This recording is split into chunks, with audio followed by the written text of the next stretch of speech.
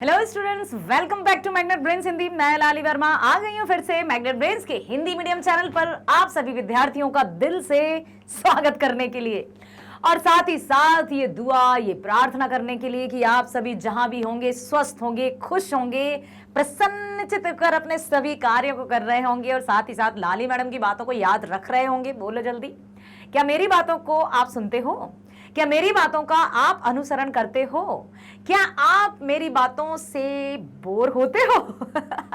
ठीक है, या जो भी आपके विचार हो एकदम ओपनली फ्री, आप फ्री हैं, पूरी तरह से आप कमेंट बॉक्स में लिख सकते हैं कि हाँ बोर होते हैं या नहीं होते हैं। वैसे भी आपके मुझे रुझान मिलते रहते हैं और आप सभी को बहुत जोरदार तालियों के बीच में स्वागत करती हूँ मैग्नेट ब्रेन्स हिंदी पर। और वही चैनल, यस, आपका फेवरेट चैनल जो कक्षा 8वीं से लेकर 12वीं तक की ऑनलाइन स्कूल एजुकेशन के साथ साथ सभी प्रकार की प्रतियोगी परीक्षाओं के वीडियोस 100% फ्री प्रोवाइड करता है ऑनलाइन। सो बने रहना हमारे साथ, हम कभी भी आपसे पेड सब्सक्रिप्शन की बात नहीं करेंगे। चलिए चलते हैं इस वीडियो की तरफ।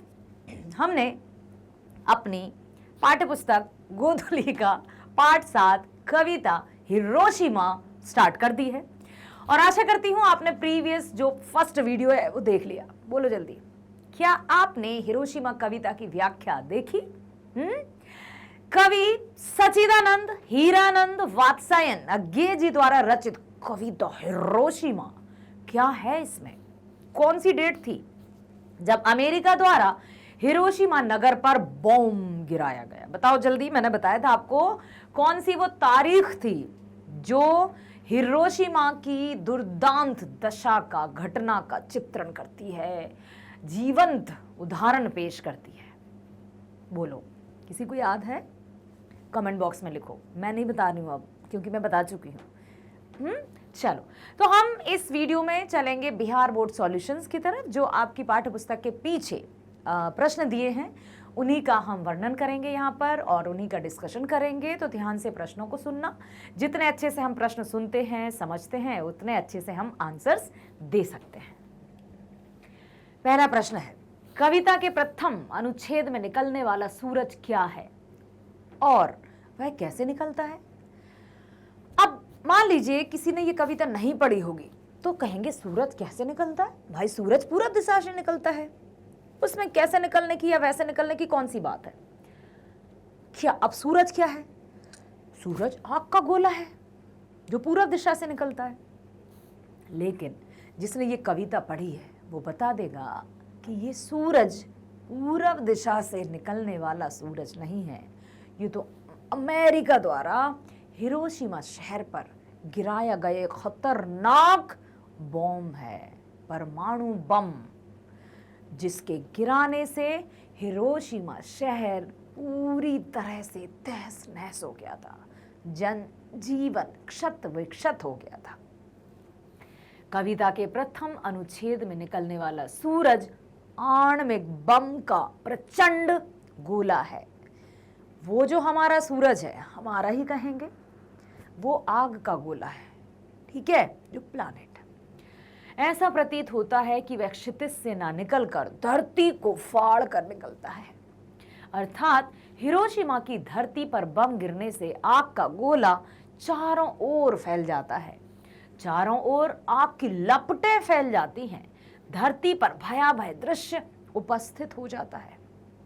आणविक बम नरसंहार करते हुए उपस्थित होता है।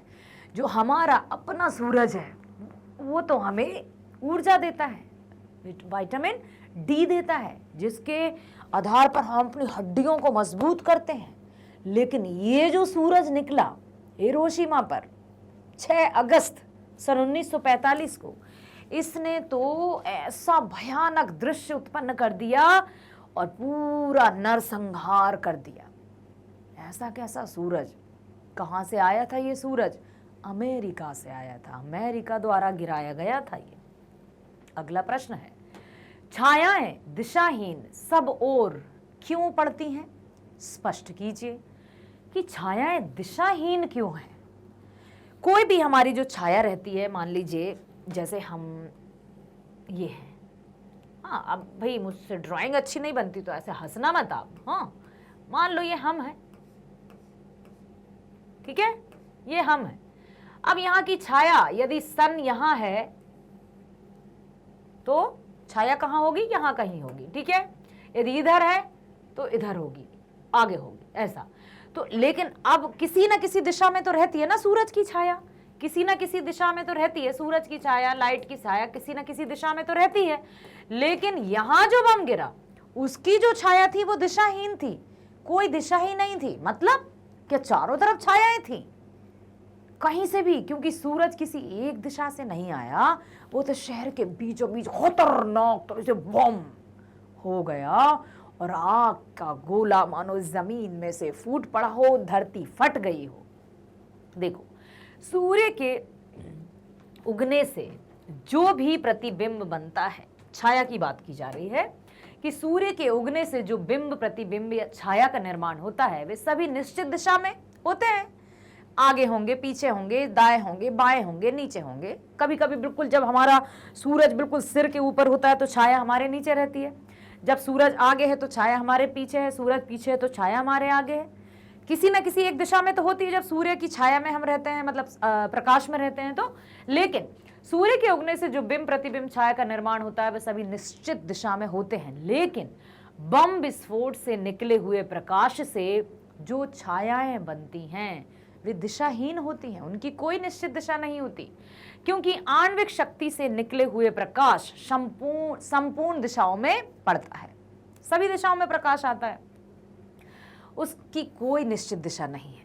बम के प्रहार से मरने वालों की शत विक्षत लाशें विभिन्न दिशाओं में जहां तहां पड़ी हुई हैं। ये लाशें छाया स्वरूप हैं, परंतु चतुर्दिक फैली होने के कारण दिशाहीन छाया कही गई हैं। ये जो लाशें हैं इनको छाया कहा गया है। जो व्यक्ति पलक झपकते ही काल का ग्रास बन गया, उन लाशों को छाया कहा है। परंतु चतुर्दिक फैले होने के कारण, मतलब चारों दिशाओं में फैली हुई है, ऐसा नहीं कि किसी निश्चित दिशा में ही फैली है, चारों दिशाओं में फैली होने के कारण ही इन्हें दिशाहीन बताया है। ठीक है, दिशाहीन का अर्थ है दिशा के बिना, कोई दिशा में ना होना। बम के रूप में सूरज की छायाएं दिशाहीन सब ओर पड़ती हैं, तो बम को सूरज कहा है और मृत लाशों को कहा है दिशाहीन छायाएं, क्योंकि चारों तरफ बम का प्रहार और जो जिस तरह से मानव की क्षत विक्षत हालत है, इसलिए उसको दिशाहीन छाया कहा है। ठीक है, अगला प्रश्न है, प्रज्वलित क्षण की दोपहरी से कवि का आशय क्या है? प्रज्वलित क्षण की दोपहरी, क्या दोपहरी में आग बरसती है?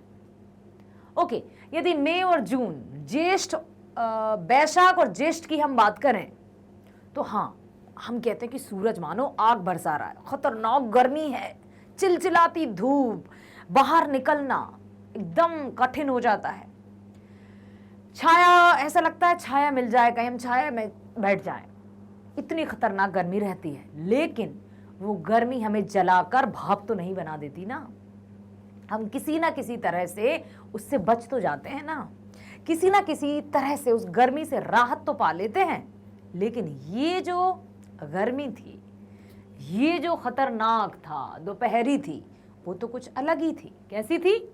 हिरोशिमा में जब बम का प्रहार हुआ तो प्रचंड गोलों से तेज प्रकाश निकला और वह चतुर्दिक फैल गया, चारों तरफ फैल गया, पूरी तरह से फैल गया। ऐसा नहीं कि पूरब से आ रहा हो, पश्चिम से आ रहा हो, उत्तर से या कहीं दक्षिण से, चारों तरफ फैल गया प्रकाश। और प्रकाश इतना खतरनाक, इस अप्रत्याशित प्रहार से हिरोशिमा के लोग हतप्रभ रह गए। खतरनाक जब एकदम जो प्रकाश फैला तो वहां के लोगों को सोचने तक का समय नहीं मिला कि ये क्या है या क्या हो रहा है। सांसें थमी की थमी रह गई, नजरें एकटक रह गई, सोचने समझने की शक्ति मानो क्षीण हो गई, क्योंकि कुछ सोचने समझने या उपाय करने का समय ही नहीं था ना। इसलिए इस अप्रत्याशित प्रहार से हिरोशिमा के लोग हतप्रभ हो गए। हतप्रभ का मतलब टोटली ब्लैंक हो गए, आश्चर्यचकित हो गए, शून्य हो गए। उन्हें सोचने का अवसर ही नहीं मिला। उन्हें ऐसा लगा कि धीरे धीरे आने वाला दोपहर आज एक क्षण में ही उपस्थित हो गया। एकदम से तो दोपहरी नहीं आती ना, सुबह होती है, फिर जैसे जैसे 12, 1, 2 बजते हैं तो तब दोपहरी आती है। लेकिन वो वहां जो दोपहरी थी, अचानक से दोपहरी आ गई। बम से प्रज्वलित अग्नि ने एक क्षण के लिए दोपहर का दृश्य प्रस्तुत कर दिया। कवि उस क्षण में उपस्थित भयावह दृश्य का आभास करते हैं जो तात्कालिक था, अचानक था, तत्काल हुआ, कोई आभास नहीं था। हमें पता है कि सुबह हो गई है, अब यदि हम कार्य करना है दोपहरी से पहले कर लो, 12 बजे से पहले कर लो, ये हमें पता है, प्रकृति का चक्र हमें पता है। लेकिन वो जो दोपहरी थी वो अकस्मात आ गई, अचानक आ गई, तत्काल आ गई, उससे कोई परिचित नहीं था, ना तो अपने आप को सोचने और समझने का समय मिला। वह दोपहर उसी क्षण वातावरण से गायब भी हो गई। एकदम से वो दोपहरी आई और सबको झुलसा के, जीवित व्यक्तियों को लाशों में परिवर्तित करके गायब। कितना दुर्दांत सीन था वो, कितना खतरनाक दृश्य था वो। अगला प्रश्न है, मनुष्य की छायाएं कहां और क्यों पड़ी हुई हैं? मनुष्य की छायाएं हिरोशिमा की धरती पर सब ओर दिशाहीन होकर पड़ी हैं। जहां तहां घर की दीवारों पर मनुष्य की छायाएं मिलती हैं। टूटी फूटी सड़कों से लेकर पत्थरों पर छायाएं प्राप्त होती हैं। आणविक आयु का विस्फोट इतनी तीव्र गति में हुआ कि कुछ देर के लिए समय का चक्र भी ठहर गया और उन विस्फोट में जो जहां थे वहीं उनकी लाश गिरकर सट गई। वहीं सटी हुई लाश अमिट छाया के रूप में प्रदर्शित हुई। यहां पर लिखा है ना कि मनुष्य की छायाएं कहां और क्यों पड़ी, तो छायाएं क्या हैं? लाशों को कवि ने छाया कहा है क्योंकि पलक झपकते ही क्या से क्या हो गया, कल्पना भी नहीं की जा सकती। अगला प्रश्न है, हिरोशिमा में मनुष्य की साखी के रूप में क्या है? अब साखी क्या है? साखी का अर्थ होता है प्रमाण, सबूत, प्रूफ, ठीक है। तो हिरोशिमा में मनुष्य की साखी के रूप में क्या था? आज भी हिरोशिमा में साखी के रूप में अर्थात प्रमाण के रूप में जहां तहां जले हुए पत्थर, दीवारें पड़ी हुई हैं। जहां तक कि पत्थरों पर, टूटी फूटी सड़कों पर, घर की दीवारों पर लाश के निशान छाया के रूप में साक्षी हैं। मैंने अभी बताया था ना आपको, अंकित करके चित्र बनाकर कि मान लो ये पत्थर है और उस शिला पर इस तरह से छाया आज भी अंकित है। वो छाया बताती है कि मनुष्य किस तरह से जलकर भाप बनकर उड़ गया और सब कुछ मानो रह गया। आज भी हिरोशिमा में साखी के रूप में अर्थात प्रमाण के रूप में जहां तहां जले हुए पत्थर दीवारों पर पड़ी हुई हैं। यहां तक कि पत्थरों पर टूटी फूटी सड़कों पर, घर की दीवारों पर लाश के निशान छाया के रूप में साक्षी हैं। यही साक्ष्य से पता चलता है कि अतीत में यहां अमानवीय दुर्दांत का नंगा नाच हुआ है। इस कदर से ऐसा किया गया ये मतलब कार्य जो दिल को दहला दे, इस तरह से वहां के जो हिरोशिमा शहर था उसकी ये स्थिति थी। अगला प्रश्न है, व्याख्या करें। व्याख्या में कविता की कुछ पंक्तियां दी जाएंगी। तो जब भी हम व्याख्या करते हैं या भावार्थ स्पष्ट करते हैं तो उसमें हम स्टार्टिंग में ये लिखना होता है अनिवार्य रूप से, यस कंपल्सरीली हमें लिखना होता है कि ये पंक्तियां कौन सी कविता से ली गई हैं। और यदि आप लिख देंगे कि प्रस्तुत पंक्तियां हमारी पाठ्य पुस्तक गोधुली भाग 2 के पाठ 7 हिरोशिमा से ली गई हैं, इसके कवि श्री सच्चिदानंद हीरानंद वात्सायन अज्ञे जी हैं, तो अति उत्तम होगा। ठीक है, देखिए, एक दिन सहसा सूरज निकला। प्रस्तुत पद्यांश हिंदी प्रयोगवादी विचारधारा के महान प्रवर्तक कवि अज्ञे जी द्वारा लिखित हिरोशिमा नामक शीर्षक से अवतरित हैं। प्रस्तुत अंश में हिरोशिमा में हुए बम विस्फोट के बाद दुष्परिणाम का जो अंश उपस्थित हुआ उसी का मार्मिक चित्रण है। कवि कहना चाहते हैं कि जब हिरोशिमा में आणविक आयुध का प्रयोग हुआ उस समय प्रकृति के शाश्वत तत्व भी कुंठित हो गए। शाश्वत तत्व, शाश्वत क्या है? शाश्वत का अर्थ होता है वह जो कभी नष्ट ना हो, मतलब हमेशा रहने वाला, और इसी का विलोम होता है नश्वर। नश्वर का अर्थ होता है नष्ट होने वाला। तो कितना अच्छा लिखा है कवि ने कि कवि चाहते हैं कि जब हिरोशिमा में आणविक आयुध का प्रयोग हुआ, उस बॉम्ब का प्रयोग हुआ, तो उस समय प्रकृति के शाश्वत तत्व भी कुंठित हो गए। मतलब जो क्या शाश्वत है? सूरज, धरती, आकाश, हवा, ये शाश्वत है, ये हमेशा रहते हैं। मनुष्य तन बदलता है, लोग मृत होते हैं, जीवित होते हैं, सब कुछ होता है, ठीक है। तो वेद तक दहल गए एकदम कि ये हुआ क्या? सूरज जैसा ब्रह्मांड का शक्ति सनब को ही वाष्प बनाकर साक गया। एक ऐसा ज्वाला सी उत्पन्न हुई अचानक कि वो सब कुछ सोख गया। उस समय सड़कों गलियों में चल फिर रहे लोग वाष्प की भांति विलीन हो गए। जो भी देखो, मानव, हम लोग भी तो कहीं भी जाते हैं ना, कभी आप मार्केट में जाओ तो मार्केट खचाखच भरा मिलता है, बस में ट्रेवल करो बस खचाखच मिलती है, ट्रेन में जाओ ट्रेन भी भरी हुई मिलती है, उतने ही लोग पैदल चल रहे हैं, उतने ही cycles, two wheelers, four wheelers, सब तरफ इंसान नजर आता है क्योंकि है। तो जब ऐसा लगा कि जो भी उस समय सड़कों गलियों में चल फिर रहे लोग वाष्प की भांति, वाष्प समझते हैं ना, स्टीम, भाप बनकर विलीन हो गए। आसपास के पत्थरों पर, सड़कों पर, दीवारों पर उस त्रासदी के फलस्वरूप बनी मानव छायाएं दुर्दांत मानव के कुकृत्य की साक्षी हैं।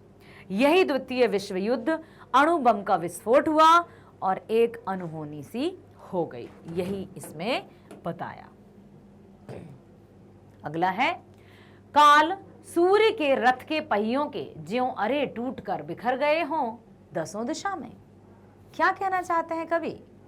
कोई बताएगा कि काल सूर्य के रथ के पहियों के ज्यों अरे टूटकर, ऐसा लगा जैसे काल काल काल मृत्यु वो चारों दिशा से उस शहर पर, उस नगर पर अचानक से बरस पड़ी हो, खतरनाक अपनी बाहें फैलाकर वहां के लोगों को अपना ग्रास बनाकर गायब भी हो गई हो तुरंत।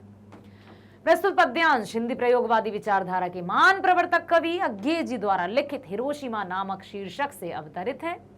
प्रस्तुत अंश में हिरोशिमा में हुए बम विस्फोट के बाद दुष्परिणाम का जो अंश उपस्थित हुआ है उसी का मार्मिक चित्रण है।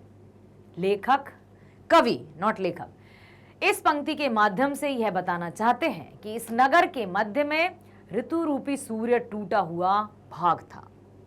बम फटते ही विनाश का पदार्थ दसों दिशा में मौत बनकर नाचने लगा। दसों दिशाओं में कहां से आया, कहां को जाएगा, किसी को कुछ नहीं पता। सब और दिशाहीन हो गया। कहां से आने वाला था खतरा कोई अंदाजा नहीं लगा सकता था, और आया खतरनाक तरीके से विकराल रूप धारण करके और वहां के लोगों को जलाकर भाप बनाकर गायब हो गया।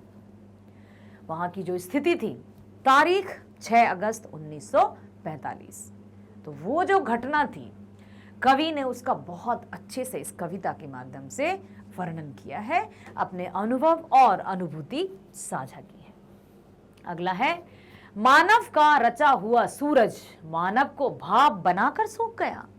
मानव का ही रचा हुआ सूरज, जो सन, जिस सूरज की हम बात करते हैं, क्या वो मानव द्वारा बनाया जाता है जो सूर्योदय होता है? नहीं, लेकिन ये जो मानव का बनाया हुआ सूरज था, एटम बम था, परमाणु बम था, वो मानव का ही बनाया हुआ था और मानव को ही भाप बनाकर ले गया। प्रस्तुत पद्यांश बार बार आप सुनिए इसको, ताकि आपको कंठस्थ हो जाए, याद हो जाए कि हाँ, जब भी हम किसी कविता का व्याख्या करते हैं या उसका भावार्थ लिखते हैं तो उसमें हमें इस तरह से लिखना होता है। प्रस्तुत पद्यांश हिंदी प्रयोगवादी विचारधारा के महान प्रवर्तक कवि अज्ञे जी द्वारा लिखित हिरोशिमा नामक शीर्षक से अवतरित है। प्रस्तुत अंश में हिरोशिमा में हुए बम विस्फोट के बाद दुष्परिणाम का जो अंश उपस्थित हुआ है उसी का मार्मिक चित्रण किया है। कवि कहते हैं कि मानव जिन बमों को अपना आदर्श मानता था, कि भाई संकट आने पर उसका हम प्रयोग करेंगे, लेकिन संकट आने की जगह दूसरे शहर पर संकट दे दिया। क्यों? अपने आप को शक्तिशाली साबित करने के लिए। कभी कभी हम अनायास ही अपनी शक्ति का प्रयोग करने लगते हैं दूसरों को डराने के लिए, धमकाने के लिए, लेकिन क्यों? क्या हम सिर्फ डरा धमका कर ही किसी को अपने वश में कर सकते हैं? क्या हम लाड़ दुलार समझा बुझाकर किसी को अपना नहीं कर सकते हैं? देखिए, डरा धमका कर किसी को अपने वश में करना नहीं होता है। वो सिर्फ आपकी शक्ति से डरता है, ना कि आपसे। यदि आपको किसी को अपना बनाना है तो सबसे बड़ा औजार, सबसे बड़ा हथियार है प्यार, प्रेम, अपनापन, आत्मीयता। किसी के दिल पर राज करना है तो उससे प्रेम पूर्वक व्यवहार कीजिए, वो अपने आप आपके लिए समर्पित हो जाएगा। किसी को डराने धमकाने या एटम बम जैसी शक्ति का दुष्प्रयोग करना किसी भी तरह से सार्थक नहीं है। कवि कहते हैं कि मानव जिन बमों को अपना आदर्श मानता था, वह सूर्य का प्रकाश मानव का विनाश बनकर मानव को ही मोम की तरह पिघलाकर चला गया, भाप बनाकर उड़ा गया। क्या है ये? इस तरह से कवि ने यहाँ पर वर्णन किया है। आशा करती हूँ आप सभी ने बहुत ध्यान से सुना है। हर प्रश्न का उत्तर आप लिख पाएंगे यदि इससे रिलेटेड कोई भी प्रश्न आते हैं, क्योंकि कविता का भावार्थ यदि आपने समझा है तो कोई भी कुछ भी प्रश्न दिया जाए, हाँ, जो पाठ्य पुस्तक के पीछे नहीं दिए हैं, कुछ मन से बनाकर भी टीचर्स प्रश्न देते हैं। बोर्ड परीक्षाओं में भी अलग अलग तरह के प्रश्न पूछे जा सकते हैं, लेकिन उन सब का अर्थ या उन सब का उत्तर मिलेगा इसी में। ऐसा नहीं है कि कहीं बाहर से आ जाएगा। जब आप ध्यान से व्याख्या सुनते हैं, कविता का भावार्थ सुनते हैं, तो बहुत अच्छे से आप यहाँ पर मस्तिष्क में बसा लेते हैं और आप किसी भी प्रश्न का उत्तर देने के योग्य हो जाते हैं। तो ध्यान से सुना होगा। इसी आशा के साथ मैं फिर से यही बताना चाहूंगी कि मैग्नेट ब्रेन्स आप सभी को कक्षा 8वीं से लेकर 12वीं तक की ऑनलाइन स्कूल एजुकेशन के साथ सभी प्रकार की प्रतियोगी परीक्षाओं के वीडियोज भी 100% फ्री प्रोवाइड करता है। आप सिर्फ हमारे चैनल पर बने रहिएगा, अपने चैनल पर, नॉट हमारे, आपका और हमारा चैनल है, क्योंकि भारत का नंबर 1 चैनल है। ओके, किसी तरह के पेड सब्सक्रिप्शन की हम बात नहीं करेंगे, बस आप वीडियोस देखिए, लाइक कीजिए, सब्सक्राइब कीजिए और शेयर कीजिए। किस तरह से आपको जाना है? You just type magnet Brains Hindi. यदि हिंदी में आपको देखना है तो of course you just type magnet Brains Hindi. और कौन सा वीडियो देखना है? ओके, लाली मैडम है तो हिंदी की बात करेंगी, तो यदि आपको देखना है हिंदी का वीडियो तो just type class 10th Hindi Godhuli भाग 2। क्या देखना है? पाठ्यक्रम या किसी चैप्टर को? तो पाठ्यक्रम यदि आपको देखना है तो क्लिक करिए। पाठ्यक्रम का वीडियो क्लिक करते ही टन आ गई आपकी लाली मैडम। और इस वीडियो में 25-26 मिनट का वीडियो है, ध्यान से आप देख लेना ताकि आपको पाठ्यक्रम से रिलेटेड सारी जानकारी प्राप्त हो जाएगी। वीडियो देखोगे तो वीडियो समझ में भी आएगा, पसंद भी जरूर जरूर जरूर आएगा, आई प्रॉमिस यू। तो लाइक करना, सब्सक्राइब करना और शेयर करना मत भूलना। अधिक से अधिक शेयर करो, बहुत अधिक शेयर करो, ताकि आपके जो फ्रेंड्स, फैमिली मेंबर्स और जो भी जहां जहां आपके कांटेक्ट में है, सब के सब ऑनलाइन बेस्ट एजुकेशन का लाभ ले सकें। ओके, ठीक है, आशा करती हूँ मैं आपसे इतनी। तो चलो, तो मिलते हैं नेक्स्ट वीडियो में। स्वस्थ रहना, खुश रहना, bye bye, thank you so much.